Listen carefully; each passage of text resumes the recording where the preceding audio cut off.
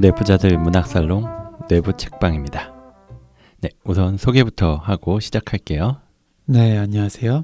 네, 오늘도 문학살롱을 찾아온 그냥 남자 허기영입니다. 네, 저는 문학살롱을 이끌어가고 있는 윤희우입니다. 오늘 오동훈 선생님이 좀 몸이 안 좋아서 못 오셨어요, 아마. 네. 근데 뭐 몸이 안 좋다고 하지만 뭐 책에 대해서 잘 모르니까 그냥 피한 게 아닌가 그런 생각도 들고요. 네. 그래서 아무튼 허기영 선생님이랑 지난번에도 같이 했었고 요번에도 같이 진행을 할 텐데 재밌게 진행을 해봤으면 좋겠습니다. 네. 뭐 이렇게 굉장히 어떤 문학적인 감성을 채워줄 수 있는 시간이긴 하지만 네, 제가 없으면 좀 노잼이 되는 것 같아서 네, 제가 함께 해보려고요. 네. 그러면은 네, 본격적으로 네, 오늘 어떤 작품 준비해 오셨죠? 네, 오늘 이야기할 작품은 서머셋 mom의 달과 육펜스라는 작품입니다. 이 서머셋 mom은 20세기 초에 영국에서 활동한 작가인데 의과대학을 졸업한 의사이기도 했다고 해요. 근데 실제로 의사 활동은 거의 하지 않고 문학 창작 활동에 매진했던 사람이라고 합니다. 사실 뭐 이 정도로 글을 잘 쓰면은 뭐 굳이 의사 활동을 해야 되나 싶을 정도였을 것 같아요. 네, 이 정도가 어느 정도인지 제가 잘 몰라서. 왜냐면은 네. 그 달과 육펜스라고 말씀드렸는데 제목 들어보신 것 같지 않아요? 제목이야 많이 들어봤죠. 네, 네. 이렇게 웬만한 사람들이 그래도 제목을 한 번씩 들어봤을 정도 작품이라면 그래도 되지 않을까? 뭐 저는 그 정도 능력이 없기 때문에 열심히 의사 일을 해야 될 것 같고요. 네. 나중에 뭐 어쩐지 도망치고 싶다라는 카페가 생길 수도 있죠. 네가 만들면 돼요. 네. 아무튼 오늘 소개드리는 달과 육펜스 그리고 인간의 굴레, 인생의 베일 이런 대표작들이 있는 분이고요. 이 제목들에서부터 벌써 약간 뭐랄까 굉장히 철학적인 느낌도 나고 그런데 저는 이 제목을 들었을 때 방금 전에 카페 얘기를 했는데 저도 어렸을 때 동네에서 카페였는지 아니면 술집에 더 가까웠었던 어떤 분위기였어요. 아무튼 어린 마음에 들어가기는 참 어려워 보이는 그런 가게의 이름이 이 달과 육펜스라고 돼 있었던 그런 간판을 본 기억이 나는데요. 이 소설은 서머셋 mom이 지금부터 100년 정도 전이에요. 1919년에 발표한 소설이고요. 처음으로 이걸 읽어본 게 대학생 때였고 몇 년 전에 다시 한번 읽어봤을 때도 되게 감명을 받았던 책입니다. 네. 이 책 처음 읽어본 건 꽤 늦었네요. 다른 책들에 비해서. 네. 이거는 약간 좀 왠지 모르게 접하기가 어려웠어요. 뭔가 술집인 것 같기도 하고 뭔가 분위기가 좀 퇴폐적일 것 같기도 하고 그래서 좀 멀리하지 않았나 라는 생각이 들어요. 순수한 이유는 네. 이 책에 대해서 좀 설명을 해주신다면 저는 진짜 전혀 몰라서요. 그렇죠. 오늘 방송을 들으시게 되면 혹시 달과 육펜스로 이렇게 많은 카페들이나 술집이 있는 이유를 알 수 있나요? 어느 정도는 알 수 있을 것 같아요. 특히나 카페보다도 약간 술집 어떻게 보면은 예술을 하시는 분들이 있는 곳들 뭐 카페도 물론 될 수가 있겠지만 라이브 카페라든지 이런 이름으로 왠지 좀 좋아할 것 같은 생각이 드는데요. 뭐 뒤에도 얘기하겠지만 굉장히 이 화가를 모티브로 한 화가 그렇죠. 주인공이 화가가 나오고요. 그래서 그 화가가 굉장히 예술적인 혼을 불태우면서 일어나는 어떤 일들에 대해서 쭉 나오는데 뭐 그 얘기를 하기 전에 우선 제목에서 달과 육펜스라고 했잖아요. 이 두 가지 물건이 등장하는데 우선 달이라고 하면은 어떤 이미지가 좀 떠오르시나요? 저는 달은 양면성, 약간은 좀 두렵고 무섭고, 약간 저는 이런 이미지가 좀 떠오릅니다. 그렇게 들으니까 뭐 혹시 이 책을 읽으면서도 그런 거에도 해석을 넣을 수 있을 것 같은데. 그래요? 네. 그 외에도 뭐 밤하늘에 떠 있고 반짝이고 뭔가 깨끗하고 아름답고 순수할 것 같고 이런 이상적인 것 같다라는 이미지가 있을 것 같아요. 예, 저랑은 전혀 반대긴 한데, 그렇게도 볼 수 있죠. 네. 그에 비해서 6펜스라고 하는 거는 당시에 가장 낮은 단위의 동전이라고 해요. 지금으로 치면 아마 한 10원짜리 정도지 않을까 싶어요. 그래서 이 가장 낮은 단위의 화폐지만 아주 낮지만 구체적이고 현실적으로 필요한 것이기도 하고요. 그런 의미가 있다고 보면 될 것 같아요. 굉장히 이상적이고 순수한 이상향과 아주 가까운 현실. 이렇게 대비가 되는 두 가지가 제목에 딱 나온 거고요. 네. 이 책이 좀 전에 이제 화가가 주인공이라고 했는데 실존했던 화가인 폴 고갱을 모티브로 한 책입니다. 그가 다다르고 싶었던 어쩌면 저는 이 책을 읽고 다시 생각해보면서 서머셋 mom이 본인이 다다르고 싶었는지도 모르겠는데 그게 바로 이상적인 것, 달 그럴 것 같고 그리고 고갱이 예술에 정진하는데 방해가 됐던 현실이 6펜스라는 상징으로 표현된 것 같아요. 아, 그렇군요. 그러니까 예술가로서 그 다다르고 싶은 이상적인 것 그리고 현재 처해 있는 현실이 대비됐다. 지금도 그렇지만 100년 전에는 더더욱 예술가로서 살아가는 게 쉽지 않았을 것 같아요. 네. 요즘에도 뭐 글을 쓰시거나 음악을 하시거나 뭐 춤을 추시거나 여러 예술을 하는 분들이 정말 많으신데 네. 그 중에서 정말 먹고 사는 걱정 없이 그냥 하고 싶은 예술을 하는 사람은 정말 소수죠. 네. 투잡을 뛰시는 분들이 정말 많고요. 그렇죠. 네. 그래도 지금은 유명한 예술인이 되면 꽤나 윤택한 삶을 살 수 있다곤 하지만 100년 전 당시에는 이 후원을 받지 않으면 정말 힘들게 생활을 해야 했다고 합니다. 네, 맞아요. 근데 사실 이 소설에서 6펜스가 상징하는 것의 핵심은 가난만은 아니었던 것 같긴 해요. 앞으로 말씀드리겠지만 이 예술을 추구하면서 사는 삶에서 잃게 되는 현실적인 것들을 모두 포함해서 상징하는 것 같고요. 우선 첫 번째 부분을 들어보고 이야기를 이어가 볼게요. 허경 선생님께 낭독 부탁드리겠습니다. 부인께서 몹시 불행하다는 생각은 하지 않았습니까? 그 사람은 극복할 수 있을 거요. 이 대답을 할 때 무표정한 그의 모습은 이루다 말로 표현할 수 없었다. 나는 너무나 당황했지만 애써 내색하지 않으려 했다. 제가 솔직히 말씀드려도 괜찮겠습니까? 그는 미소를 지으며 고개를 끄덕였다. 부인께서 이런 식의 대우를 받을 만큼 어떤 잘못을 저질렀습니까? 그런 일 없었어. 그럼 부인에게 무슨 불만이라도 있습니까? 전혀 그렇지 않소. 17년씩이나 결혼 생활을 하셨고 게다가 부인께는 아무런 흠이 없는데도 이런 식으로 아내를 버린다면 너무 어처구니 없는 일이 아닐까요? 어처구니 없죠. 뭐야 이거. 네. 이 장면 어떤 장면인가요? 네, 정말 어처구니가 없죠. 네. 우선 이 앞부분 줄거리를 말씀드리면 이 작품의 주인공 이름이 찰스 스트링랜드인데요. 네. 이 사람은 런던에서 능력 있는 증권 중개인으로 활동을 하고 있었습니다. 배우자와 두 아이가 있어서 이 네 가족이 생활하기에는 뭐 아주 풍족하진 않아도 그래도 부족함은 없는 삶이었다고 해요. 이 스트링랜드 부부는 그들 집에서 때때로 파티를 열기도 하면서 상류층 사람들하고 어울리기도 했는데 그 와이프 이름이 에이미 그리고 남편 이름이 찰스인데요. 이 에이미와는 달리 찰스는 자신은 사람들과 어울리는 걸 그렇게 즐기지 않았다고 해요. 그건 사교 모임에서 사람들이 문학이나 뭐 예술에 대한 이야기를 나누는 것에 뭐 끼어들 만한 지식이 없기도 해서였을 거다. 이렇게 사람들은 생각하고 그냥 그런가 보다 하고 넘어갔는데 그리고 뭐 부부 사이에 이런 차이는 있었지만 그 둘이 사이가 그렇게 나쁘진 않다. 이렇게 비춰졌었는데요. 그러던 어느 날 찰스는 이 부인인 에이미에게 한 장의 편지만 남긴 채 집을 떠나버립니다. 네. 뭔가 아침 드라마의 시작 같은 느낌이기도 하고요. 네. 근데 왜 이렇게 갑자기 떠났죠? 그렇죠. 이 스트링랜드는 겉으로 드러나 있는 특별한 문제는 없었는데 난 파리로 떠난다. 다시는 볼 일이 없을 것이다. 이렇게만 딱 편지를 쓰고 떠나버린 거예요. 이 소문을 들은 이 소설의 1인칭 화자인 나로 등장하는 사람이 있는데요. 그 사람이 스트링랜드가 사라지기 전에 이 에이미 스트링랜드와 만나기로 약속이 되어 있었어요. 그 부인이랑. 그렇죠. 근데 그 약속을 취소하자니 뭔가 소문이 퍼진 것 때문에 피한다 이런 인상을 줄 것 같아서 취소도 못하고 그런데 막상 만나면 또 무슨 얘기를 해야 되지 이 상황에서 그런 고민을 하던 상황에 결국 약속 날짜가 돼서 그 에이미 스트링랜드를 만나는데요. 그날 내가 나애가 스트링랜드 부인을 위로하면서 어떤 일이든 말만 하면 도와주겠다 이렇게 얘기를 했는데 그 부인은 내게 자신 대신에 파리에 가서 그를 만나달라 그리고 설득을 해서 돌아올 수 있게 해달라. 이런 부탁을 합니다.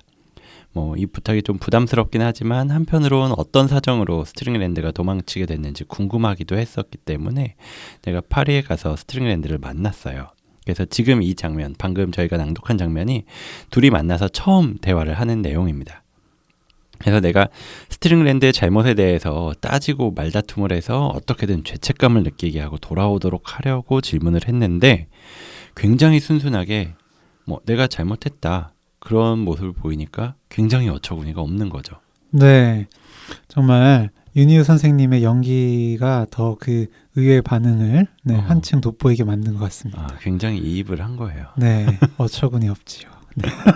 네, 그 방금 저희가 읽어드린 그 대목에서 찰스 스트릭랜드는 자신의 잘못은 인정하고 있지만 네, 그의 말이나 태도에서는 미안함, 죄책감 이런 감정이 하나도 느껴지지 않는 것처럼 보였어요. 네, 아내가 상처받았을 거라고 생각하면서도 잘 극복할 거라고 하는 게 참 같이 살았던 사람이 맞나 싶을 정도로 좀 무심하게 느껴지기도 하고요. 네, 참 뻔뻔한 것 같습니다. 그리고 이 작품에서 나로서는 에이미의 부탁을 받고 이 찰스를 데리러 간 거잖아요. 그렇죠. 네, 근데 정말 당황스러웠을 것 같아요. 그리고 한편으로는 도대체 어떤 둘 사이에 일이 있었길래 혹은 찰스한테 어떤 심경의 변화가 있었기에 이런 말을 하는지 궁금하기도 합니다. 네. 그렇죠. 이 배우자가 무슨 잘못을 했냐 아니면은 불만이 있었냐 이렇게 묻는 나의 질문에도 아니다. 별로 불만도 없었고 문제 없었다. 이렇게 대답을 하면서도 배우자가 얼마나 힘들게 살 것인지 걱정이 안 되냐 이런 질문에도 완전히 무관심한 모습을 보이잖아요. 진짜 어떻게 사람이 이럴 수가 있지? 같이 산 게 맞나? 뭐 이런 생각이 드는데 한편으로는 도대체 왜 그럴까? 스트링랜드가 이런 선택을 왜 했지? 이런 게 궁금해지기도 하고요. 분명히 뭔가 숨기고 있는 것 같다는 생각이 들 수밖에 없고 이렇게 찰스가 떠나니까 런던에서는 소문이 돌아요. 이 찰스 스트링랜드가 여자가 생겨서 도망친 걸 거다.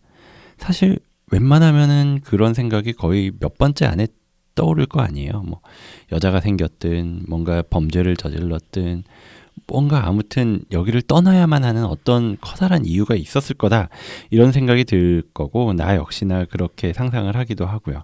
아니면 뭐 돈을 들고 도망친 거냐 뭐 이런 여러 가지 상상을 하게 되는데 대화를 더 이어나갔을 때 스트링랜드에게서 예상치 못한 대답을 듣게 됩니다. 다음 대목 이어서 읽어보겠습니다.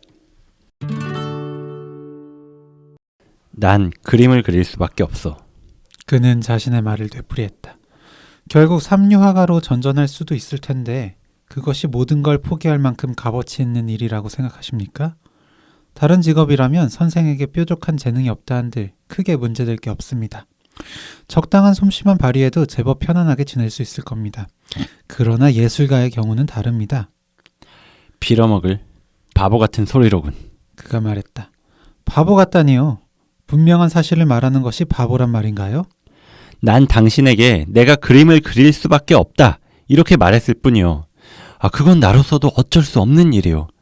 사람이 물에 빠지면 헤엄을 잘 치느냐 못 치느냐 이런 건 문제가 아니요. 물 밖으로 빠져나와야만 하며 그렇지 않으면 물에 빠져 죽게 되는 거요. 그의 목소리에는 진실한 열정이 깃들어 있었다. 나는 나도 모르게 감명을 받았다. 그에게서는 마음속에서 싸우고 있는 어떤 격렬한 힘이 느껴졌다.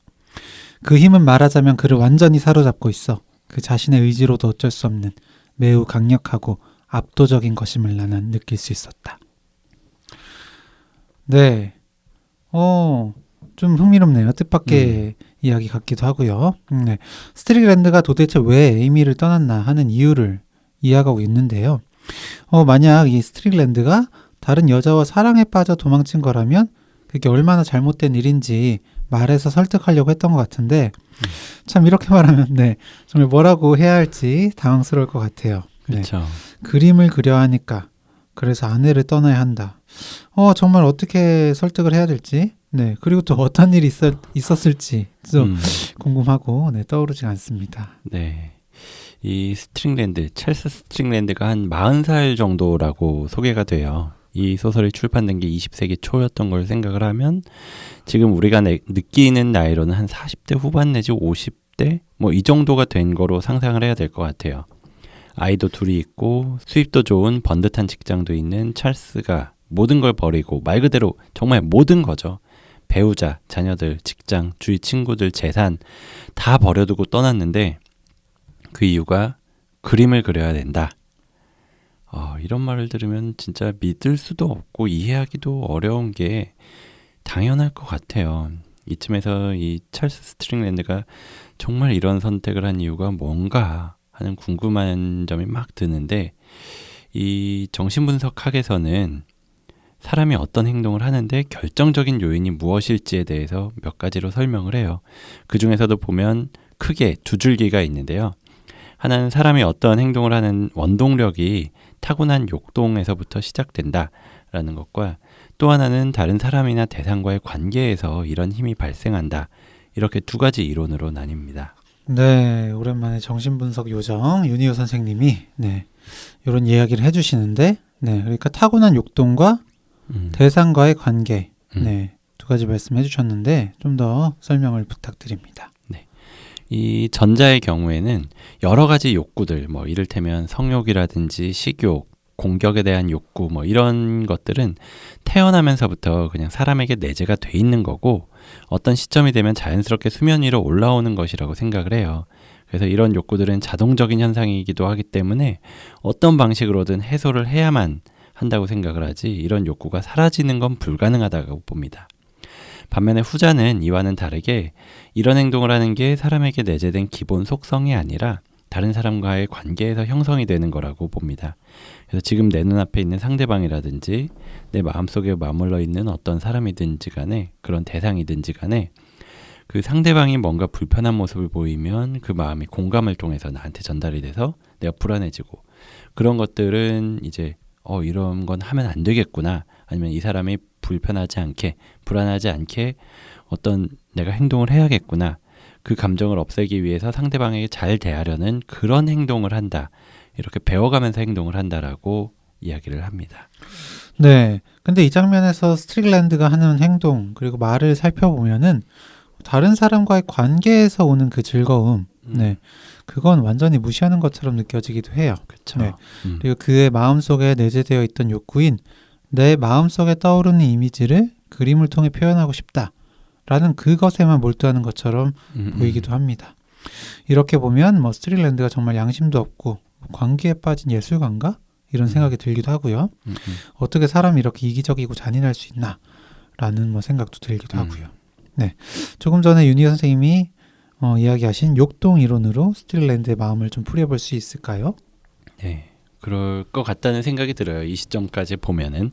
근데 이렇게 단순히 스트링랜드가 정말 자기밖에 모르는 어떤 파렴치한 사람, 예술을 위해서 모든 걸 바쳐버린 광인, 이렇게만 딱 그려지는 인물이었다면 이 소설이 사실 굉장히 뻔하겠죠. 그리고 뻔한 걸 둘째치고 재미가 없을 것 같아요. 그래서 어쩌자는 거지 하고 끝나버릴 것 같고 이 소설이 뛰어난 소설로 평가를 받지 못했을 거예요. 게다가 소설의 도입부에 제가 말씀을 드리진 않았는데 화자인 내가 스트링랜드를 굉장히 변호하는 이야기를 한참 동안 해요. 근데 그것도 이해가 전혀 되지 않았을 거고요.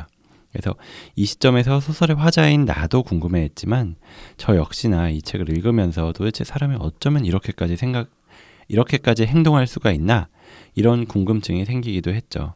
이런 궁금증은 소설을 읽으면 읽어갈수록 더 증폭이 되고요. 그리고 이 소설이 이제 100년이나 지난 지금까지도 이렇게 사랑을 받는 이유는 분명 스트링랜드의 모습이 현대인들에게 공감을 살 수 있기 때문일 텐데요. 이렇게 사회적으로 안정적인 삶을 택할 것이냐 아니면 원하는 삶을 살아갈 것이냐 이런 고민은 정말 많은 사람들이 하잖아요. 네, 그렇죠. 네, 이런 거 참 많은 분들이 고민을 하시기도 하고요. 그리고 사실 저는 잘 모르지만 이 소설을 쓴 서머셋 그때의 시대 상황은 어땠는지 모르겠지만 이분이 의사이기도 하지만 사실은 거의 다 작가의 삶을 살았다고 하셨잖아요. 아마도 안정성으로만 보면은 의사가 조금 더 낫지 않았을까? 그렇죠. 그 당시를 보면. 라는 생각이 드는데 결국 이 분도 이 작가 본인도 원하는 삶을 찾아 나설 것이냐 이런 고민을 하면서 네, 좀 이런 책을 쓰지 않았을까라는 추측도 들고요. 네, 그런 점에서 정말 상당히 이입을 해서 쓴 게 아닌가 싶은 생각이 드네요. 그리고 뭐 이런 고민들은 정말 많은 분들이 하잖아요. 저도 그렇고 뭐 아마 허기영 선생님도 이런 고민을 물론 뭐 작가가 되겠다, 예술가가 되겠다 이런 건 아니지만 뭐 새로운 어떤 일을 하겠다 이런 고민들은 항상 좀 스쳐 지나가고 그럴 것 같고요. 그리고 정말 많은 회사 다니시는 분들 아니면 학생들 뭐 이런 사람들 보면은 내가 이 전공을 계속해야 될 것이냐 아니면 다른 전공으로 갈아타야 될 것이냐 내지는 지금 회사 계속 다닐 것이냐 옮겨가야 될 것이냐 이 고민은 정말 많은 분들이 하는 것 같아요. 맞아요. 저도 뭐 오늘 상담을 한 분만 하더라도 지금으로서는 안정적인 직업이 있어요. 뭐 정년이 보장된 건 아니지만 실질적으로는 거의 정년이 보장된다시피 한 어떤 일을 하고 있는데 근데 뭐 봉급이 그렇게 높지는 않지만 잘릴 위험도 없고 그 안에서 스트레스도 그렇게 많이 받진 않는데 다만 봉급이 너무 많지는 않다. 그리고 그 자체가 그렇게 재미는 없다라는 것 때문에 새로운 뭔가를 해야 되나 아니면은 지금 가지고 있는 이것조차 내팽개치는 게 말이 안 된다. 이건 너무 위험하다. 이 안에서 고민하고 있는 그런 이야기를 들었거든요. 네, 제가 보는 분은 굉장히 좀 그분도 극단적이시긴 한데, 네, 뭐 일도 잘하시고, 네, 가정 있으신데요. 네, 종교인으로서의 삶을 살 것인지, 네, 그 모든 것을 버리고, 네, 그걸 고민하시는 분도 계셨어요. 그렇죠. 그리고 이런 게 뭐 정말 학생부터 젊은 나이부터 10대, 20대 뭐 이쯤부터 시작을 해서 이렇게 40, 50대에서도 그런 고민을 하고 뭐 은퇴하는 시점에서도 고민을 하고 굉장히 계속 고민을 할 수 있잖아요. 네, 맞습니다. 아무튼 이 스트링랜드가 그래서 앞으로 어떤 일들을 하고 이야기를 하고 삶을 살아가는지 좀 더 따라가 볼게요. 그래도 블란치는 당신을 진심으로 사랑하지 않았습니까? 그는 갑자기 벌떡 일어나 좁은 방 안을 왔다 갔다 하기 시작했다. 나는 사랑을 원치 않소. 내겐 그럴 만한 시간이 없소. 사랑은 인간의 약점이요. 그야 나도 남자니까 때로는 여자가 그리워질 때도 있지. 그러나 일단 욕정을 충족시키고 나면 내 마음은 다른 일에 쏠리게 되오. 욕정에 대한 욕구를 극복할 순 없지만 난 그걸 증오하고 있어. 그놈이 내 영혼을 사로잡거든. 그 욕구로부터 완전히 풀려나와 아무 거리낌 없이 내 일에 몰두할 때가 오기를 기다릴 수밖에. 여자들이란 사랑 말고는 아무것도 할 수 없으니 그걸 터무니없이 중요시하고 남자들에게도 사랑이 인생의 전부라고 설득하려 들거든. 사랑이란 인생에선 대수롭지 않은 일부인 것이요.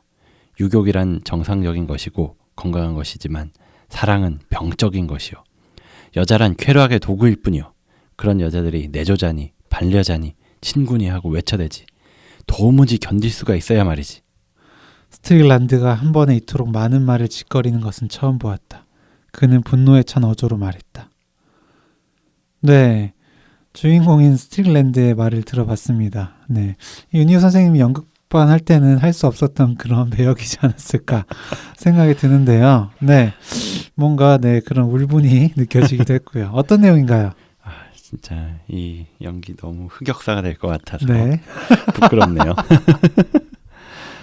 네, 아무튼 이 파리에서 생활을 하고 있던 스트링랜드는 나를 비롯해서 몇몇 사람들을 만나요. 그 중에서는 정말 사람이 좋은 더크 스트로브라는 사람이 있는데 그 더크는 사람들이 아무리 자신을 놀리거나 이용해 먹더라도 다 웃으면서 넘기는 그런 정말 사람 좋은 인물이에요. 네. 그래서 심지어 자기가 그린 그림, 이 더크도 화가였거든요. 그 그림을 스트링랜드에게 보여줬는데 스트링랜드는 더크의 그림에 대해서 악평조차 하지 않고 마치 아무것도 못 본 것처럼 행동할 정도로 무시를 해요.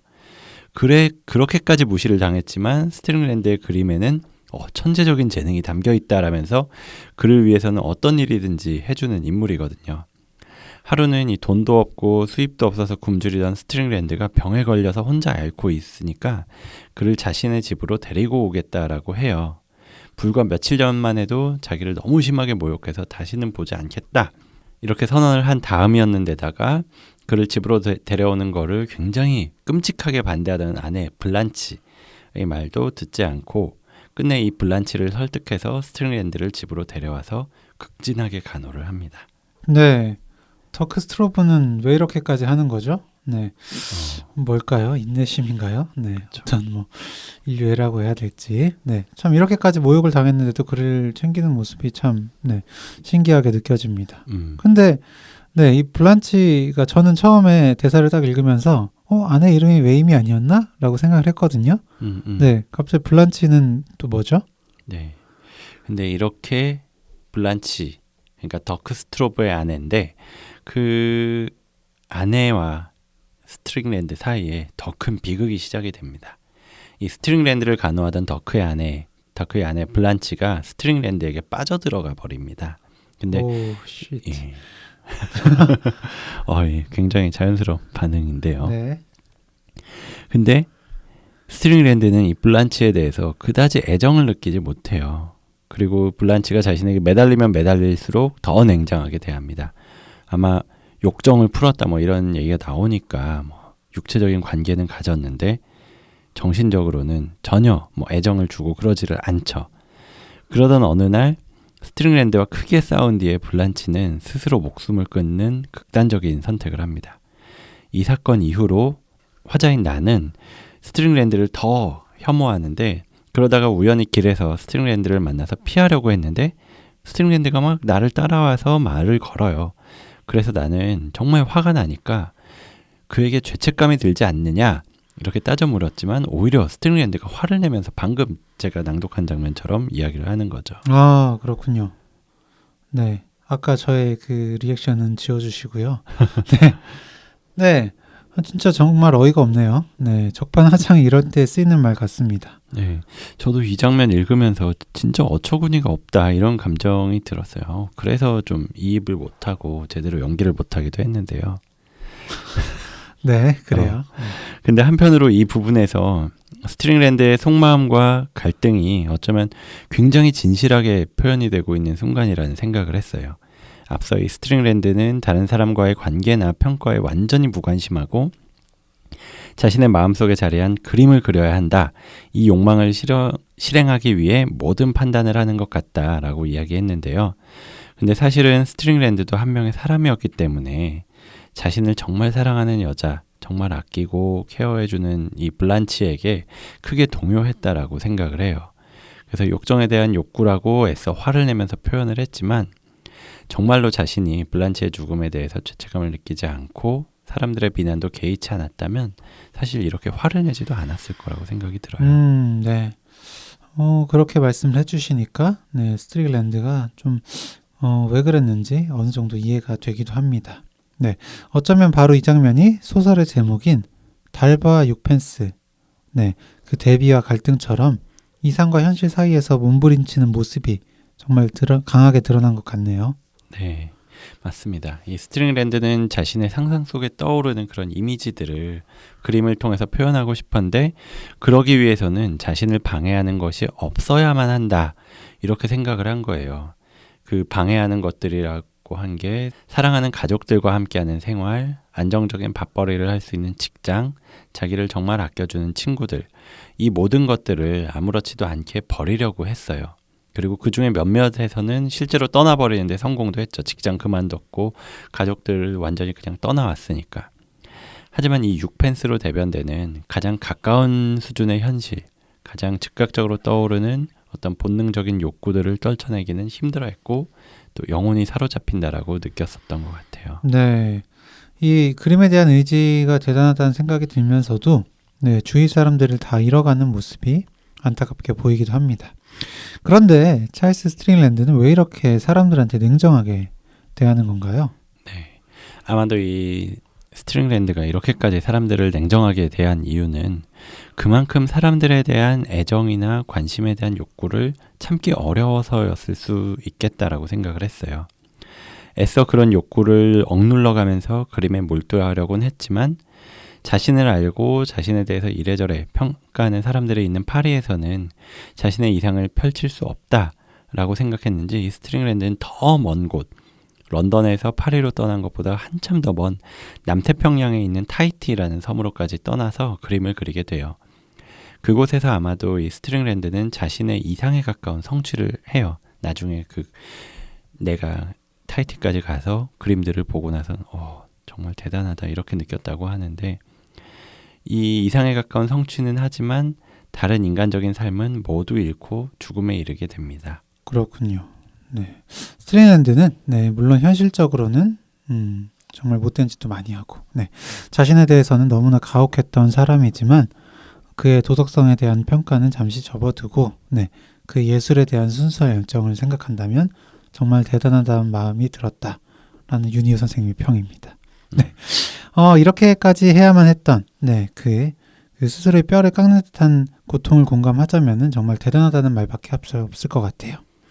근데 이제 윤희우 선생님이라면 만약 진료실에서 이 스트링랜드 같은 사람을 만났다라고 하면 어떤 말씀을 해주실 것 같나요?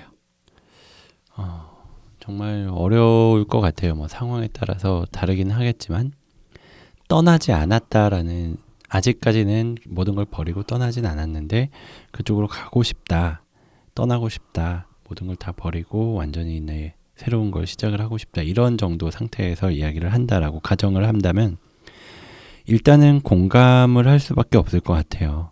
뭐 그런 마음을 공감을 하지 않는다면 아마 한번 저한테 얘기하고 그 다음에는 저한테 오지 않겠죠. 그럴 테니까 우선은 공감을 할 텐데, 그리고 이런 선택은 결국 본인이 하는 거니까 이렇게 해야 된다, 저렇게 해야 된다, 이 말을 처음에는 못 드릴 것 같아요.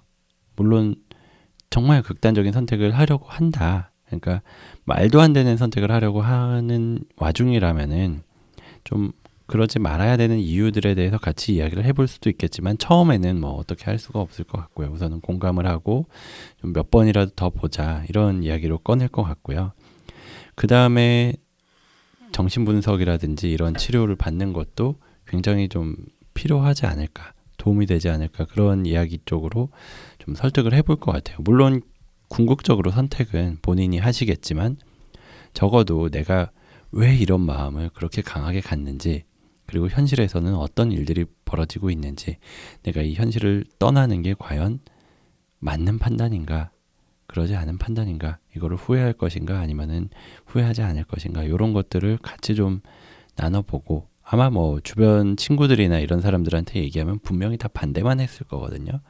일부 친구들은 찬성을 하기도 했겠지만 대부분은 이런 얘기를 만약에 들으면, 만약에 규영이가 저한테 갑자기 모든 걸 버리고 떠나겠다, 병원도 그만두고 가족들에게서도 벗어나고 이러면은 말릴 수밖에 없잖아요. 무슨 소리 하는 거냐고, 제정신이냐고, 그런 얘기만 들어왔을 테니까 더 이상 내 고민에 대해서 진지하게 더 이야기를 해보지 못했을 것 같아요. 그런 얘기를 좀 해볼 수 있게 해보고 마지막 판단은 결국 본인에게 맡길 것 같고요.